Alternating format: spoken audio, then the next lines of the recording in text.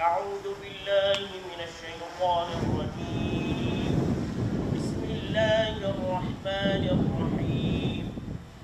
الحمد لله رب العالمين الرحمن الرحيم مالك يوم الدين. آمين.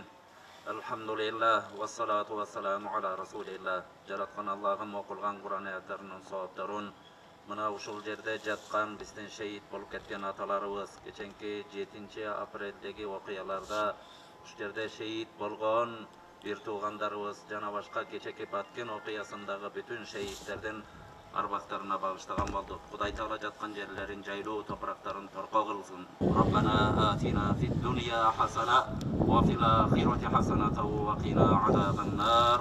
Бирахматика я архамар